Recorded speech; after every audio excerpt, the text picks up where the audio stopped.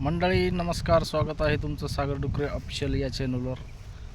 तर मित्रांनो, खरी स्टोरी मी सांगणार आहे तुम्हाला माझ्यासोबत घडलेली. तर या जगामध्ये खरं सांगायचं म्हणजे बऱ्याच जणांचं म्हणणं असं आहे की माणुसकी असली तर माणुसकी पाहिजे, पैशाची गरज नाही. पण खरं सांगतो, तुमचा खिसा जर रिकामा असेल ना तर तुम्हाला कोणी एकही रुपयाला ओळखू शकत नाही. खिसा रिकामा असल्यानंतर तुम्ही बाहेर मार्केटमध्ये जा, तुम्हाला 1 रुपयाला कोणी ओळखणार नाही. त्याच्यामुळं पैसा असणं खूप गरजेचं आहे. कारण की माझं थोडी पाठीमागची स्टोरी सांगतो मी तुम्हाला, की माझ्यासोबत काय काय गोष्टी घडलेल्या आहेत आणि खरं मी किती दिवस वाईट काढलेले आहेत याच्यावरती थोडक्यात मी या व्हिडिओमध्ये तुम्हाला सांगण्याचा प्रयत्न करणार आहे. कारण की ज्यावेळेस आपल्यावर अडचणी येतात, परिस्थिती बिकट होते, त्यावेळेस आपल्याला कोणी कामं येत नसतं. 2017मध्ये 17-18मध्ये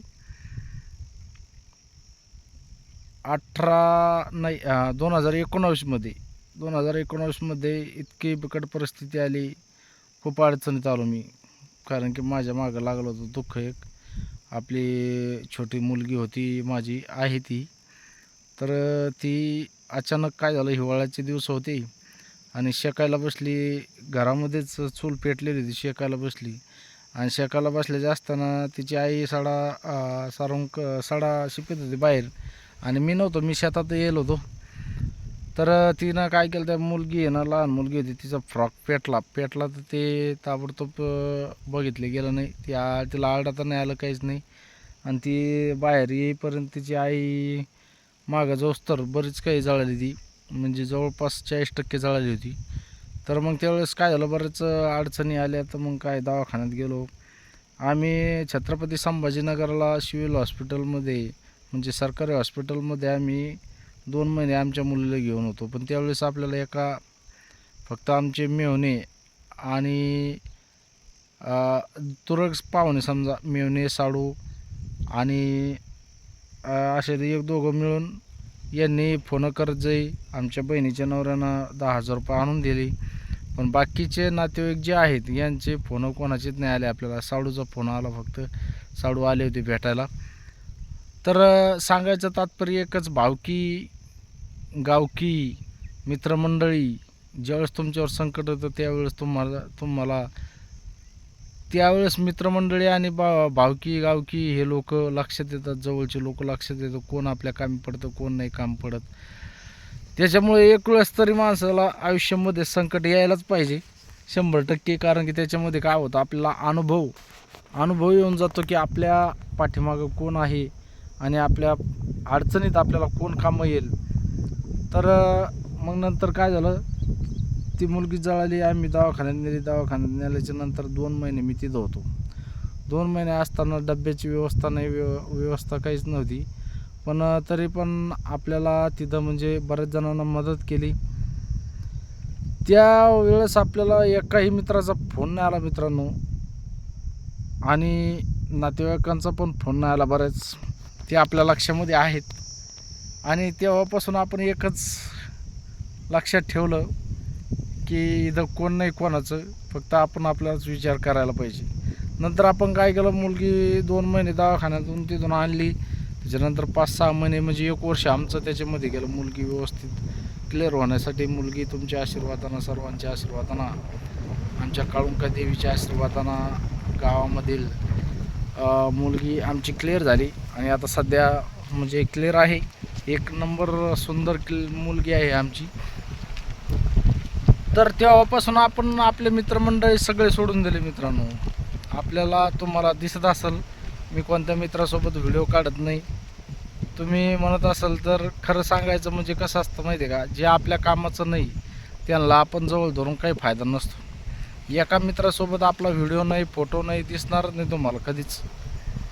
कारण की आपला स्वभाव असा आहे, आपल्या जर कामी पडलं तर आपण आपल्या अंगावरचे कपडे का हे कपडे बी काढून द्यायला तयार आहे. इतका स्वभाव आपला म्हणजे मोकळा आहे.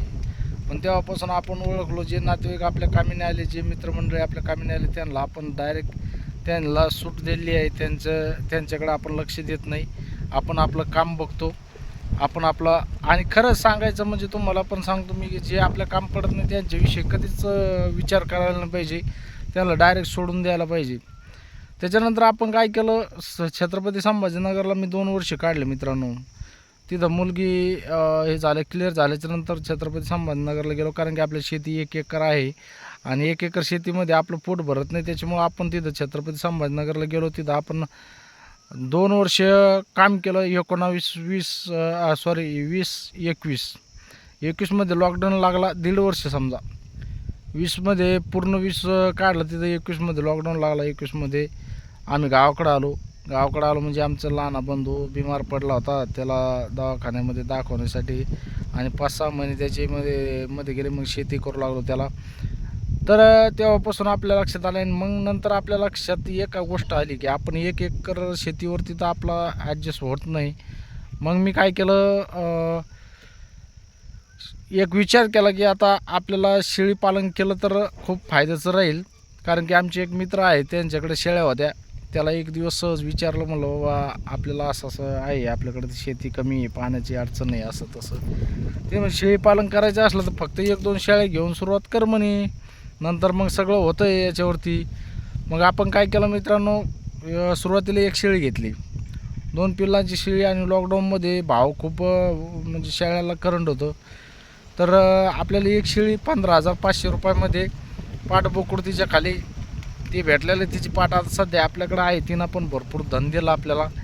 आणि त्याच्यानंतर परत 14,500ला घेतली. असं करून आपण 30,000 रुपयामध्ये आपला शेळी पालनाचा प्रवास सुरू झाला.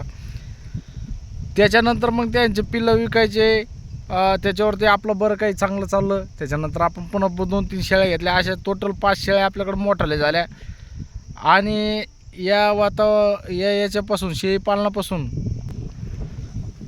मित्रांनो, जेव्हापासून आपण शेळी पालन केलं तेव्हापासून आपल्याला म्हणजे कोणाला म्हणजे अडचण नाही आली आपल्याला. कारण की स्वतःचं आपलं भांडवल आहे. कधी अडचण पडली की 1 बकरू विकायचं आणि आपलं हे करायचं, समजा बोकड विकायचा आणि आपला उदरनिर्वाह करायचा. जी काही अडचण असेल ती सॉल्व करायची. असं करून मग आपला आतापर्यंतचा प्रवास चांगला चालू आहे. फक्त 1 एकर शेतीवर आपण एकदम मजेत आहोत. तर माझं सांगण्याचं तात्पर्य एकच आहे, की पैसा नसला तर तुम्हाला कोणीच ओळखणार नाही. त्याच्यामुळे काय करायचं मित्रांनो, स्वतःचा विचार करायचा आणि काही छोटा मोठा व्यवसाय करायचा. शेळीपालन करा. शेळीपालन असा व्यवसाय आहे. शेळीपालन म्हणजे शेतकऱ्याचं छोटंसं ATM आहे. हे ATM असं आहे, तुम्हाला अर्ध्या रात्रीचं जरी काम पडलं तरी तुम्हाला कोणी पैसे देऊ शकतं. एक गॅरंटी लोकांना, की याच्याकडे तुमच्याकडे काही असल्याशिवाय तुम्हाला लोक पैसे देणार नाही, तुम्हाला ओळखणार नाही. तुमच्याकडे काही 1 रुपया समजा थोडंफार असलं तर लोक ओळखणार. तुमच्याकडे काहीच नसेल तर काहीच ओळखणार नाही. कारण की माझ्याकडे व्यवसाय नव्हता शेळी पालनाच्या अगोदर, त्याच्यामुळे मला कोणी ओळखत नव्हतं. गावामध्ये 1 रुपया द्यायचं म्हणलं की डचकायचे लोक, की परत कशावर देईन, पैसे वापस कशावर देईन आपली. तर सांगण्याचं तात्पर्य एकच, तुमच्याकडे शेती जमीन असेल तरी खचू नका तुम्ही. 1-1.5 एकर, अर्धा एकर जर शेती असेल तरी पण तुम्ही 4-5-10 शेळ्या करा. 100% त्याच्यामध्ये तुमचं आयुष्य एकदम आनंदात चालेल, काहीच अडचण नाही.